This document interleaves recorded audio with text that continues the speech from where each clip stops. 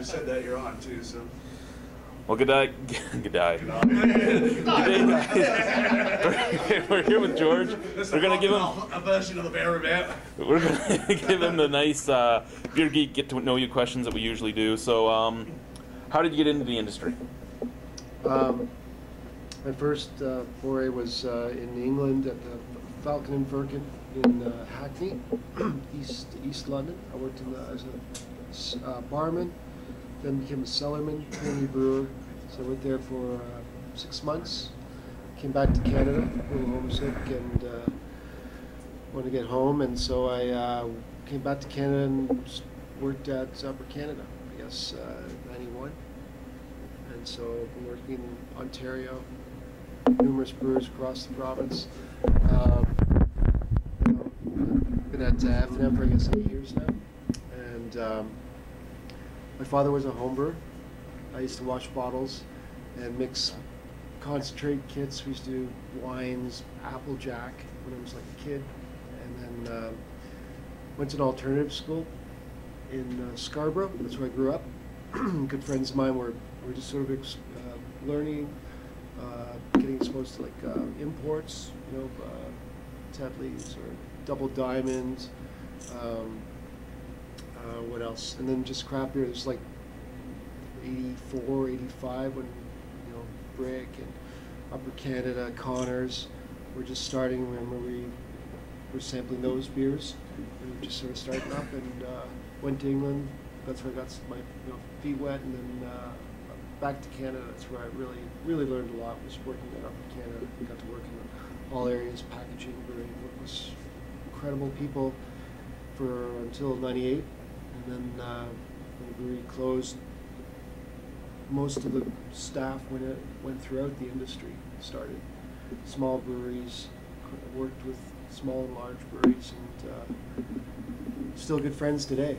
It's great. There's such a wonderful camaraderie of brewers in our province and beyond, and that's one of the things I love. Favorite thing about the industry? People. First I would have said beer, but I think it's the people. I think it's the unique. We can be. We share, passion and seek to make the best, consistent quality beers. But I love that we have totally different interests, and when we all have challenges from day to day in breweries. Sometimes things don't go well, mechanical breakdowns, and what I love is that our neighbors, friends, colleagues are there for us and I can give you numerous incidents, or my filter broke down a few years ago. Church Key, John Graham was willing to drive his filter halfway across the province to help us get our beer through in peak of summer, and Wellington, good friends and neighbors, colleagues, a kilometer away from here. We do a lot of work together, but there again, like we've had our keg washers, both of our keg washers die at times over the years, and like they've been there for us, no question. They've been there to wash kegs for us when it's so crucial for production. We're the same, if those guys ever need anything, or if they need, a bag of hops or malt, or sometimes we share in like lab orders and we share techniques, and I'd say that's probably my favorite thing, is the sharing and cooperation amongst brewers. Alrighty, least favorite thing about the industry? Other relations. Some of the challenges is like finding time, family time, because it's a very all-consuming industry. I think there are demands in all areas, like not just production, marketing, sales. We got to be there. I think when I worked up for Canada, that was a challenge to be successful. You have to be on and support your customers, licensees all the time. So I think that's where we're challenged. But but there's not much I don't like. I think everybody.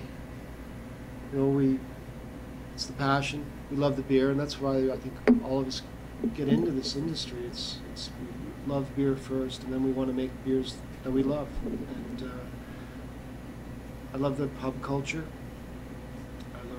I love the history. I love how it's tied to technology, how like the evolution of refrigeration and packaging, and you know, you see breweries that are like so state of the art, space age style brewing. They make some great beers, but then I've made beer, worked in breweries, home brew, small systems, brew pubs that are so quirky and, you know, sort of duct taped together, but they make excellent gold medal world class beers as well.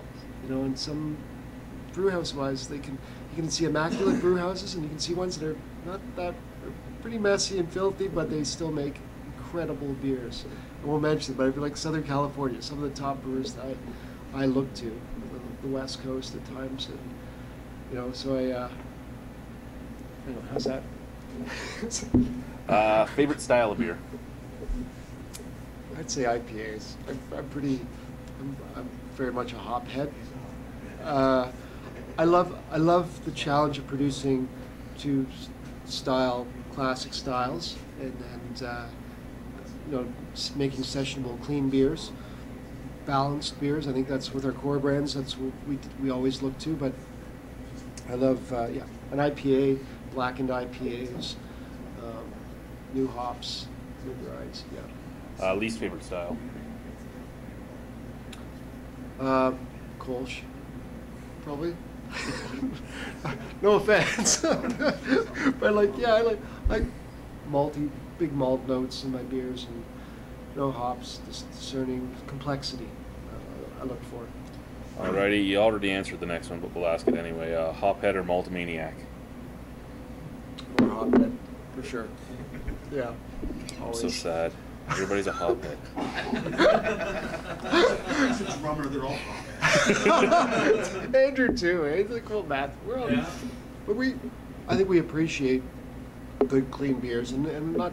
I think there's beers for all times and, you know, days. You know, morning, night, noon, night, whatever.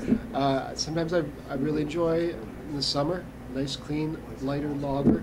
If I'm out on the patio and it's 25 out, I want a light beer. But in the winter, I want a nice, dark, rich, full, dark ale. You know, if I'm out in a pub with a nice fireplace like the Woolley or whatever, you know, out on the back deck.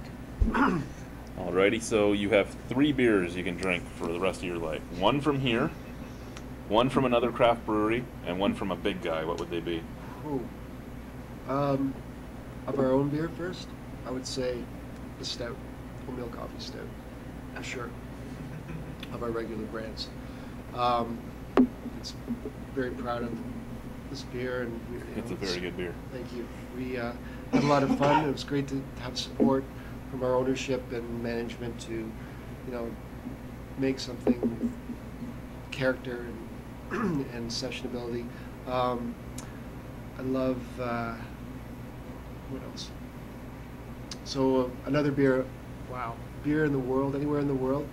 From another craft, and then from a big guy. Green Flash IPA. That's the first one that just comes to mind when we were at the brewery years ago down in San Diego. I think that was highly. Can I give you a few more? Sure. It's hard to pick one. There's no rules. Just general guidelines, they're not like rules. Yeah, I know. Bells. Drink enough Smash Bomb. Smash. I'm a big Smash Bomb fan. Soon to have our own IPA. But Judicial, it's the chocolate, or no, the Pêche Mortelle. Pêche Mortelle. Yes, love the Pêche Mortelle. It's one of my favorite beers. And National Brewer. Oh, well. That's a hard one. Karma Citra too. From Great Lakes. Absolutely. Gotta think about that. Yes, Karma Citra. That's knocked my socks off at the what was the Pale Ale, the IPA Challenge years ago. Great beer. And who else? Smash. It's the Bone Shaker. Ian's Amsterdam Bone Shaker. One of favorite beers in the province as well. And what's national? How about Stella? Stella's a good beer. I would say. What did you say? No. I just thought of the name for our IPA that we're gonna make. We were talking about. Okay. We'll talk about later. All right. Stella's a good beer. Guinness, I like as well. Guinness is the easy answer we usually get from most people. Guinness. Weirdest ingredient you ever used to brew with? Meat, by far. We made so many brewers. Because I hadn't brewed with meat before. We always wanted to, and pulled a few, as I do when we're trialing new materials. I'll often call a few brewers across the province. Jamie in at Amsterdam, Mike Lackey at Great Lakes, even Mike Duggan when he was at Mill Street, and Joel Manning down there now.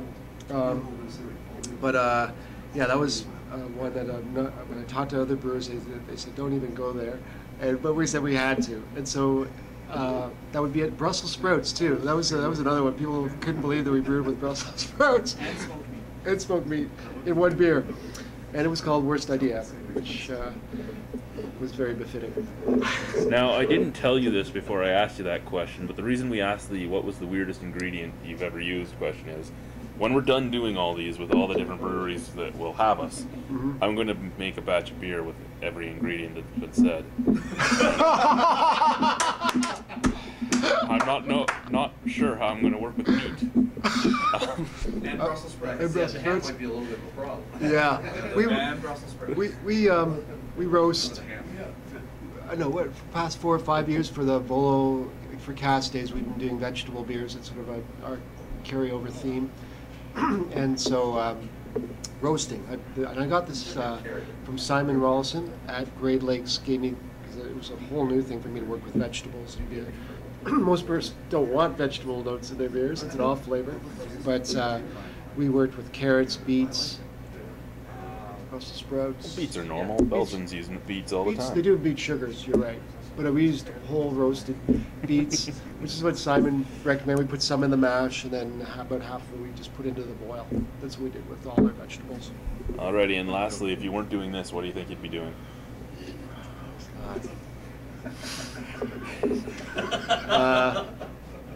Oh God, DJ,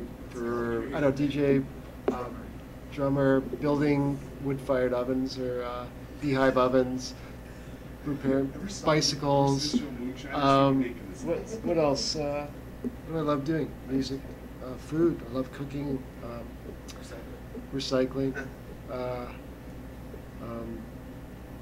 movies. I think I love to do small films, short films, stop motion. That's what I love. We do stuff with Lego. Yeah. Still, there's some great software now that you get on your iTouch, and it's kids loaded it, and you can do. It's amazing. I'll show you something afterwards. Thank you, guys. This was getting to know George.